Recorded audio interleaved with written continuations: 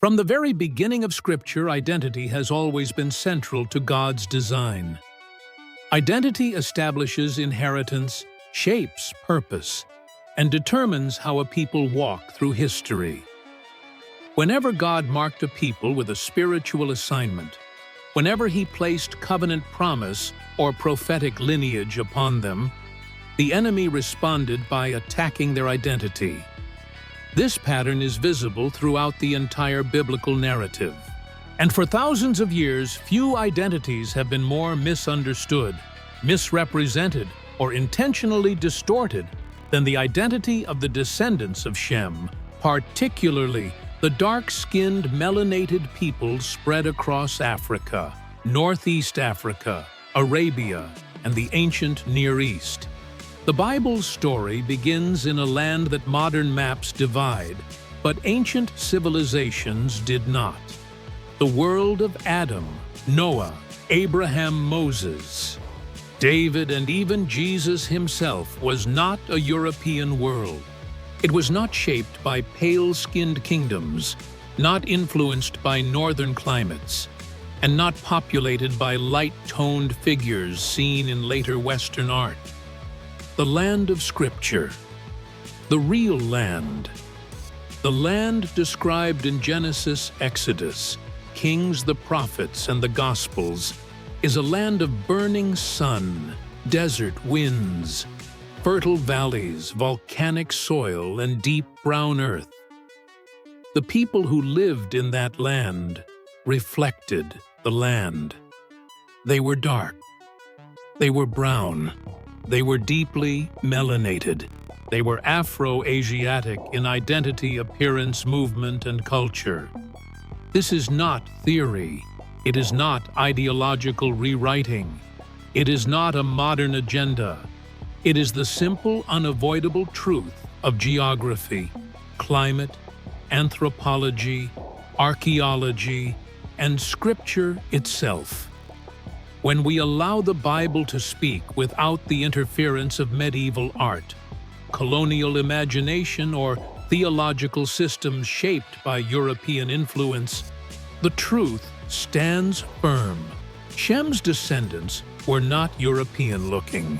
They were Afro-Asiatic, dark-skinned peoples who lived across Africa and the ancient Near East.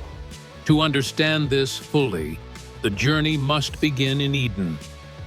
Eden was not placed in northern Europe. Eden was not situated in a cold region where pale skin would naturally develop. Eden existed in a land watered by rivers that touched Cush Havilah and Ashur territories connected with Africa and Mesopotamia. Cush is Ethiopia. Havilah is tied to regions known for dark-skinned peoples. Ashur is ancient Iraq, populated by Semitic peoples, whose complexions matched the heat and dust of their environment.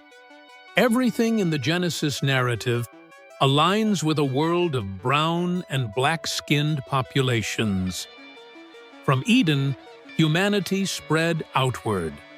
When Noah's sons, Shem, Ham, and Japheth, repopulated the earth, their lines spread across continents, but not as isolated racial categories. They were family lines, not divided races. Shem and Ham in particular shared enormous geographic overlap. Their descendants lived next to each other, intermarried, traded, migrated together, and formed civilizations that shared linguistic and cultural DNA. The concept that Shem was light-skinned, Ham was dark-skinned, and Japheth was European-looking is a myth created centuries after the Bible was written. Scripture never attributes skin color to Noah's sons. Scripture never divides humanity by race. Scripture never suggests that melanin was the result of a curse or blessing. Instead, Scripture presents an interconnected world where the earliest peoples moved across Africa and Arabia with ease. The Red Sea was not a separating wall. It was a corridor. The Nile, Euphrates, and Tigris connected civilizations rather than dividing them. Land routes from Ethiopia to Canaan to Mesopotamia were common trade pathways. The people traveling these routes were dark-skinned desert dwellers, and Shem's descendants were among them. Ancient artwork confirms this reality. Egyptian depictions show four major complexion groups: Egyptians, Nubians, Semites, and Libyans. The Semites, descendants of Shem, are portrayed with brown copper or reddish-brown skin tones, clearly closer to Africans than to Europeans. The Hebrews came out of this world. Their complexion reflected their climate, their region, and their lineage. Abraham was born in Ur, a city of Afro-Asiatic Semites. He traveled through Canaan, Egypt, and Arabia lands dominated by dark-skinned peoples. Moses spent his life among Egyptians and married a Cushite woman, something only natural if Cushite people shared physical and cultural familiarity with Israelites. Joseph married an Egyptian priest's daughter and fathered Ephraim and Manasseh, half-African tribes fully recognized as Israel. Solomon described himself as black and lovely, showing that dark skin was not unusual. It was normal.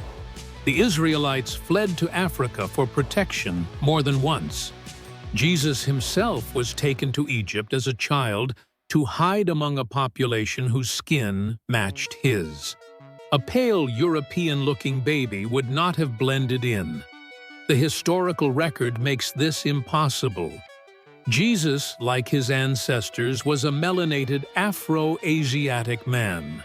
Much of this truth was overshadowed by centuries of European reinterpretation. When Christianity spread into Europe, artists recreated biblical characters in their own image. Renaissance art depicted Moses, David, Mary, and Jesus with European features. These images became so widespread that people began believing the artwork instead of the scripture. But artwork is not archaeology. Artwork is not geography. Artwork is not anthropology. Artwork is not divine revelation. The Bible is the authority, not the paintings of men. When Noah pronounced judgment on Canaan, not Ham, it was misinterpreted centuries later as a curse on African people. But the curse was specific to Canaan and had nothing to do with skin color. Canaan became the ancestor of the people inhabiting the land Israel would one day occupy, not the ancestor of all African peoples.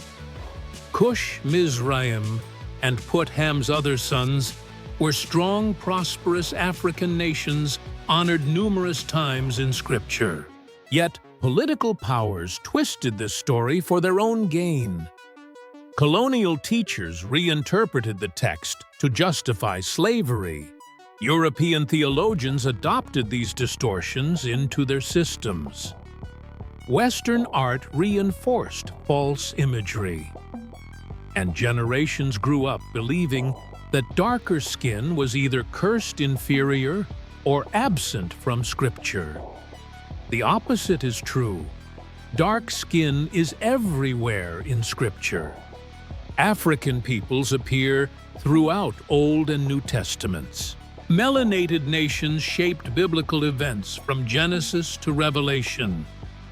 Shem's descendants, especially in their early generations, shared deep physical similarity with the peoples of Africa.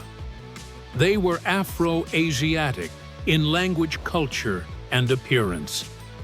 This is not a controversial claim among serious historians or archaeologists.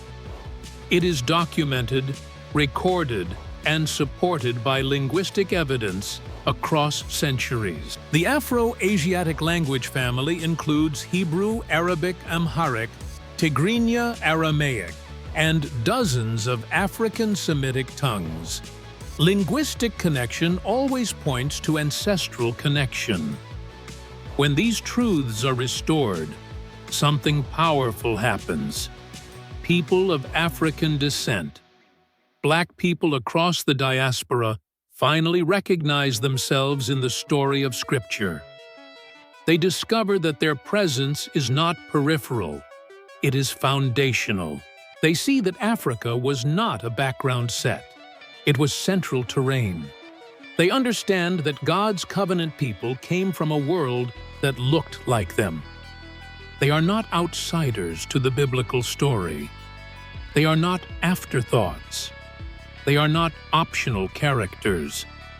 They are part of the original tapestry God wove into human history. And this restoration brings dignity. It brings clarity. It brings healing. It breaks the psychological chains created by centuries of misinterpretation. It strengthens identity in communities that have been told wrongly that Scripture does not reflect them. The truth is that from Eden to Egypt, from Abraham to Jacob, from the Exodus to the exile, from the prophets to the apostles, and even in the life of Jesus himself, the world of Scripture was a melanated world. The people walked with brown and black skin. They lived under the same sun that still burns across Africa today. Their features, culture, and appearance aligned with the Afro-Asiatic world, not the European one. This is the foundation. To restore this truth is to restore accuracy. To restore accuracy is to restore identity. To restore identity is to restore strength. To understand the true identity of Shem's descendants, it is necessary to examine the historical record from every direction: Scripture, archaeology, linguistics, ancient artwork, genetic patterns, cultural anthropology, and early writings from surrounding civilizations. When these layers are placed on top of one another, a single picture emerges consistently and unmistakably. The earliest peoples of the biblical world were dark-skinned Afro-Asiatic populations, deeply intertwined with Africa and the ancient Near East. This understanding becomes even stronger when the evidence is examined holistically rather than selectively.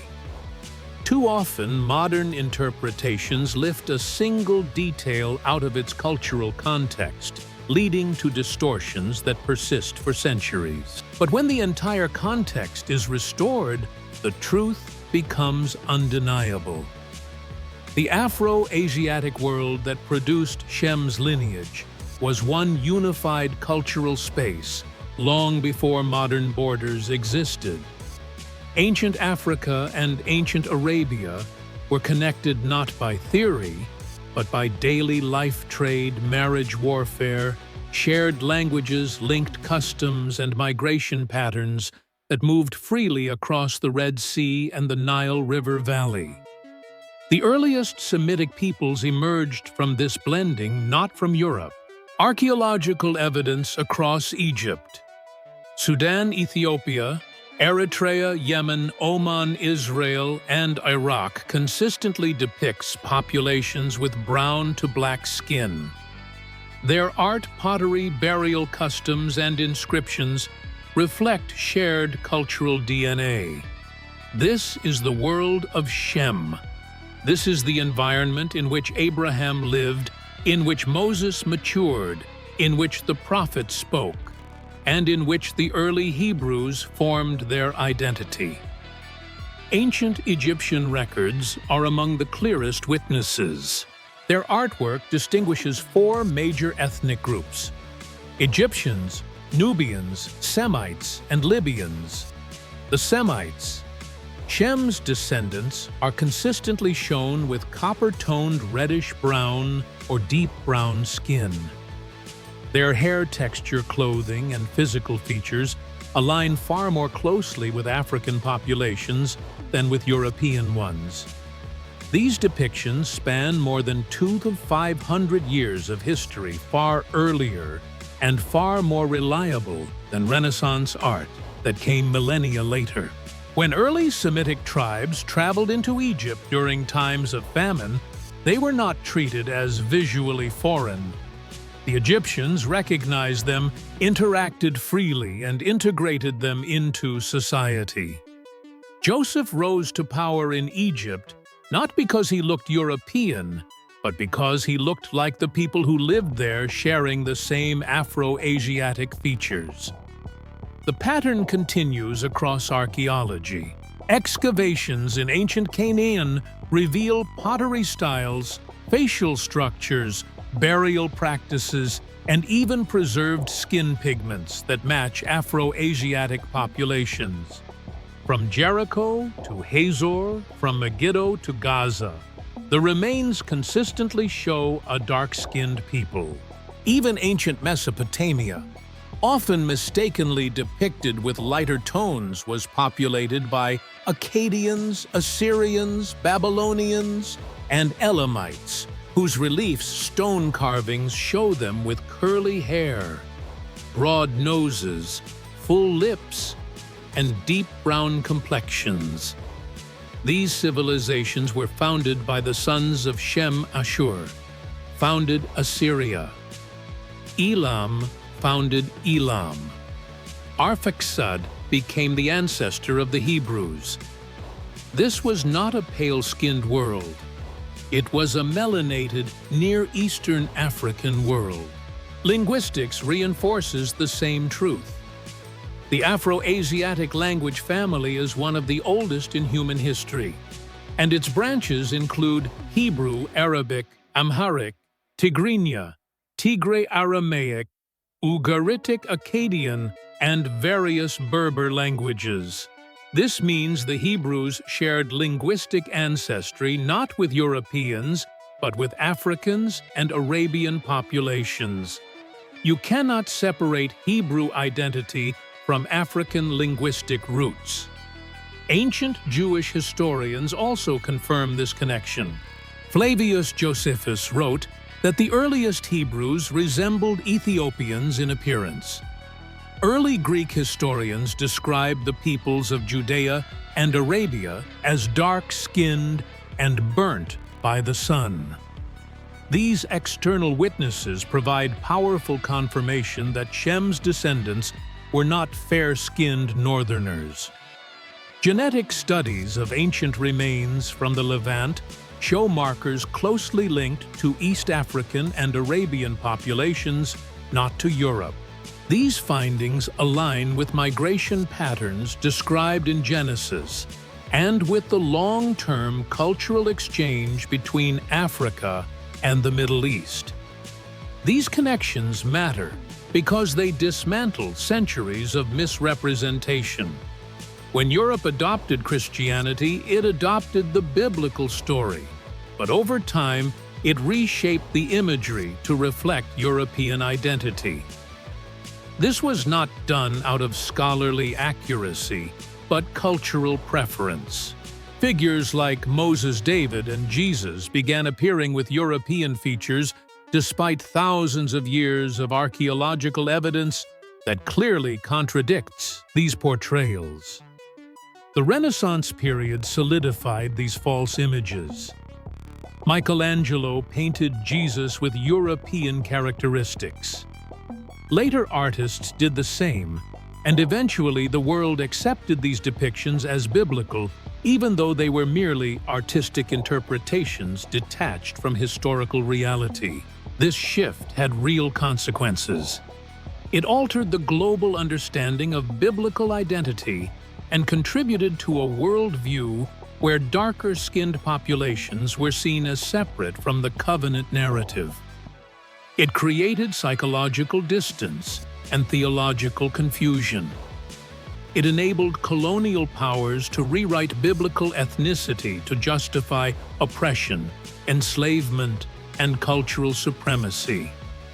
Yet the truth stands in Scripture itself. Abraham came from a region where every native population was dark-skinned. Isaac and Jacob lived in Canaan, an Afro-Asiatic territory.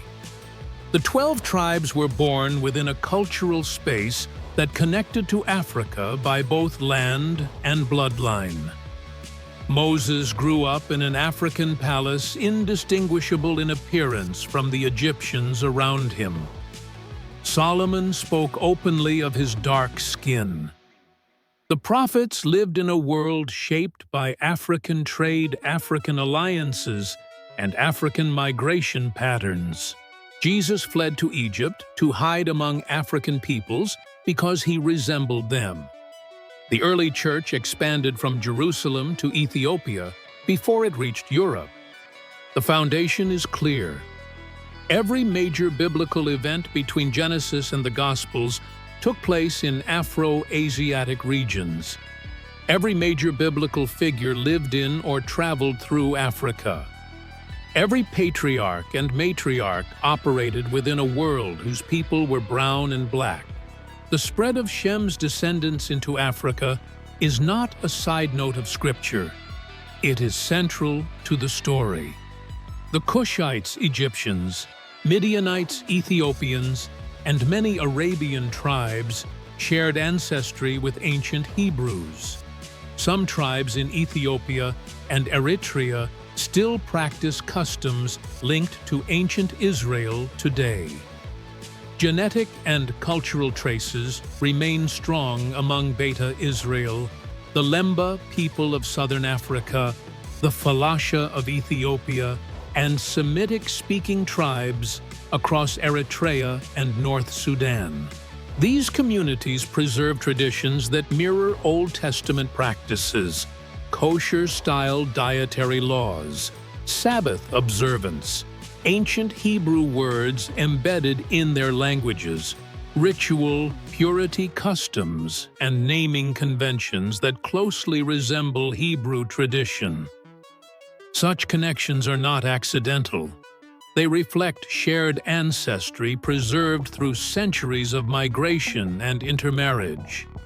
Understanding this restores dignity to millions who were told their identity was absent from Scripture. The truth is, the opposite black people and dark-skinned peoples are deeply present visually, historically, genealogically, from the first chapters of Genesis onward.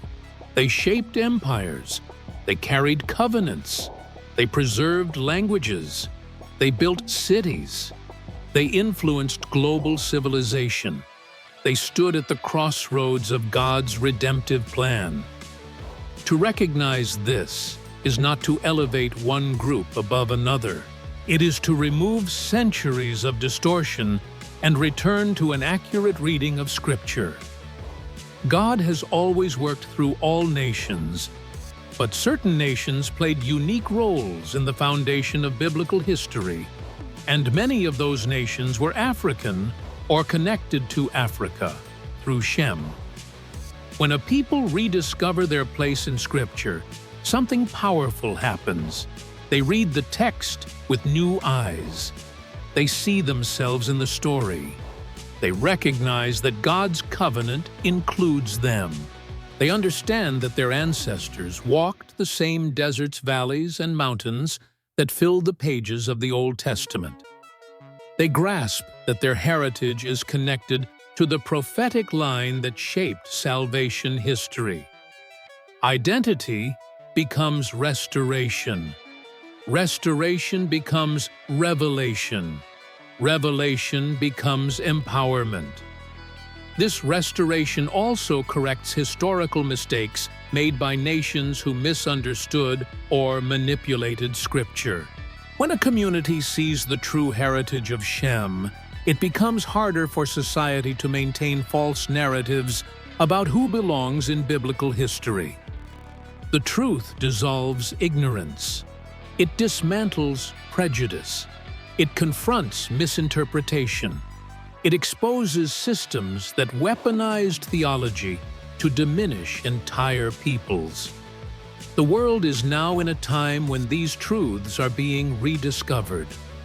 Archaeologists continue uncovering evidence of Afro-Asiatic populations across ancient Israel. DNA research keeps confirming African connections. Scholars are acknowledging the deep African influence on early Semitic peoples. Even mainstream documentaries increasingly recognize that biblical civilizations did not resemble medieval European art. The recovery of Shem's true identity is not cultural rebellion, it is historical honesty. The restoration of identity is not a trend. It is a divine movement. It is a realignment of what history distorted, what culture misrepresented, and what oppressive systems intentionally concealed. As we step into the final part of this message, the depth of this restoration becomes clearer. The understanding of Shem's Afro-Asiatic identity is not merely academic, it is spiritual. It is part of a larger prophetic unfolding happening across the world. For centuries, the narrative surrounding God's chosen people was filtered through European interpretation. The images that shaped global Christianity were shaped not by the desert winds of Arabia, not by the heat of Ethiopia, not by the earth of Canaan, not by the dust of Mesopotamia, but by the imagination of painters who had never seen the ancient Near East. The truth of Africa's deep involvement in the biblical story was not only ignored, it was systematically diminished. But the season of distortion is coming to an end. The truth is resurfacing with force. Archaeology, anthropology, scripture, and genetic research are converging. The world is witnessing a historical correction unfolding in real time. Communities across Africa, the diaspora, and the Middle East are awakening to something their ancestors always knew. They were part of the covenant story from the beginning. This awakening is not simply intellectual, it is generational. Entire nations are rediscovering that their origins are not peripheral, they are foundational. The descendants of Shem, dark-skinned Afro-Asiatic, geographically rooted in Africa and Arabia, are reclaiming their place in biblical history. And as this identity is restored, spiritual authority is restored with it. In past centuries, identity was weaponized.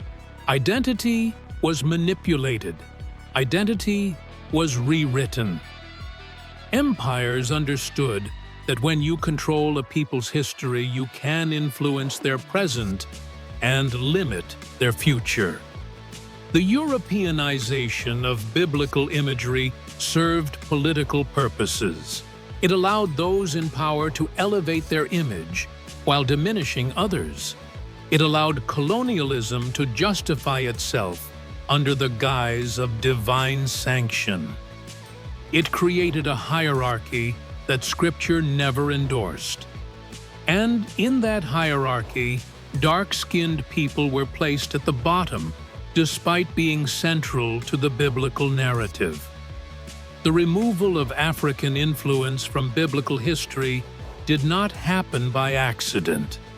It happened through systems of art education, religion, and politics. But what systems suppress God eventually restores.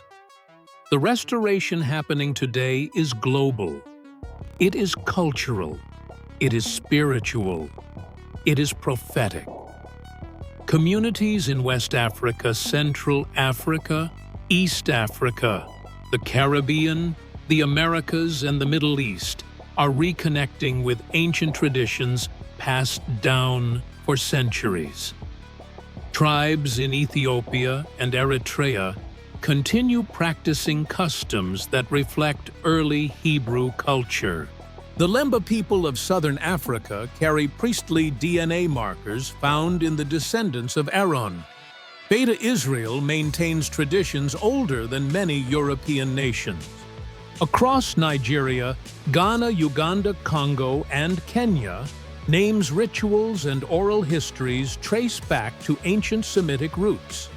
These realities challenge the dominant narrative that separated African peoples from the biblical world. The truth is that Africa was not just part of the story, it was central. And the descendants of Shem were not separate from Africa. They were woven into its spiritual, genetic, and cultural landscape. The prophetic significance of this restoration is profound. The last days, according to Scripture, would be marked by a global awakening, an unveiling of hidden things, a recovery of identity, a return to origins. The rise of historical truth regarding biblical ethnicity is part of that unveiling. As knowledge increases, people who once felt excluded from the covenant story now discover that their ancestors lived it. This restoration does not diminish anyone else. It does not erase the faith of believers from other nations. It does not replace one group with another. It simply restores truth to its rightful place. The descendants of Shem were diverse, widespread, and deeply connected to Africa. The early Hebrews lived among Egyptians, Cushites, Nubians, and Arabian tribes. Their world was brown, black, sun-touched, and desert-formed. Their features resembled the people around them. Their culture was shaped by African influence. Their language belonged to the Afro-Asiatic family. Their marriages connected them to African bloodlines. Their prophets spoke from African soil. Their Messiah took refuge in Africa as a child. These truths reframe the way millions interpret Scripture today. The Bible becomes not just a spiritual book, but a historical record of a people whose skin resembled the earth they walked on.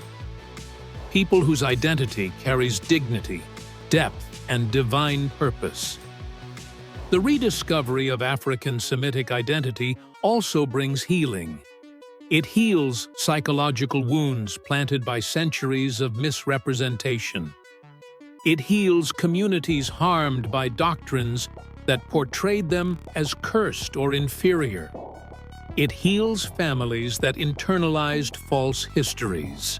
It heals generational trauma by reconnecting people to the truth of their heritage. For too long, entire cultures were taught that they were outside the divine narrative, that God's ancient people did not resemble them, that they were spiritually distant from the world of Scripture, that their ancestors had no connection to covenant promises. But this was never true. The Bible testifies otherwise. History testifies otherwise. Archaeology testifies otherwise. Linguistics testifies otherwise. Genetics testifies otherwise. The old narrative is collapsing because it cannot stand beside evidence. And as this collapse continues, new understanding emerges. People of African descent across the globe are realizing that their presence in Scripture is not symbolic. It is literal. Their ancestors walked the same lands as Abraham and Moses. Their lineage intersects with Shem. Their bloodlines connect to the early Israelite world through geography, marriage, language, and tradition. This restoration also clarifies the movement of the diaspora. The transatlantic slave trade did not uproot random tribes. It uprooted communities with ancient spiritual heritage.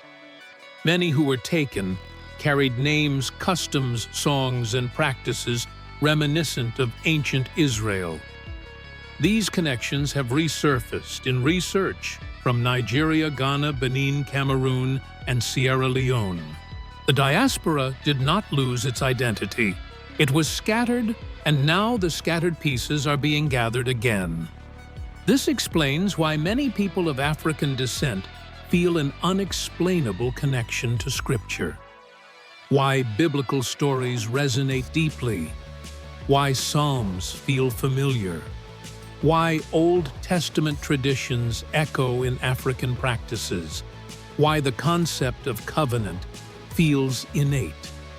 These are not coincidences. They are cultural memories preserved through centuries of displacement. As modern believers rediscover this truth, their spiritual authority increases. When you understand who you are historically, you walk differently spiritually. You pray differently. You worship differently. You interpret Scripture differently. You carry yourself with the dignity of someone who recognizes their place in God's plan. And this restored identity is essential for the prophetic season the world is entering. Prophecy points to a time when the scattered will awaken, when hidden truths will surface, when the oppressed will rise, when nations will regain what was lost, when heritage will be honored again, when forgotten stories will be recovered, when God gathers His people from the four corners of the earth. The restoration of biblical identity is one part of that prophecy. The world has entered a moment of unveiling. Old systems are being questioned. Old teachings are being reevaluated. Old assumptions are being dismantled. People are returning to primary sources instead of inherited narratives. Scholars are admitting long-standing inaccuracies. Believers are discovering truths that change how they see Scripture. This movement is not accidental. It is divinely assigned. The rediscovery of Shem's Afro-Asiatic lineage is not just historical, it is prophetic preparation. It prepares a generation to stand in their God-given identity without shame. It prepares communities to reclaim spiritual authority. It prepares the diaspora to reconnect with their spiritual roots. It prepares nations to see their biblical value. It prepares believers to read Scripture with accuracy instead of assumption. It prepares the world for a time when unity must be built on truth, not tradition. On authenticity, not artwork. On Scripture, not distortion. The truth does not divide. The truth restores. The truth frees. The truth heals. The truth empowers. The truth aligns. And the truth now standing before this generation is this: Black people, brown people, Afro-Asiatic peoples have always been part of the biblical story. They were there from the beginning. They remain in the story, and their identity will carry prophetic significance in the days ahead. As this revelation deepens, a new generation is rising, sons and daughters who know their origin, who know their worth, who know their biblical connection, who read Scripture with the confidence of people who belong to the narrative God has been writing since Genesis. Their presence is no longer hidden. Their identity is no longer suppressed. Their contribution is no longer denied. Their history is no longer erased. Their voice is no longer silent. This is the restoration. This is the unveiling. This is the awakening.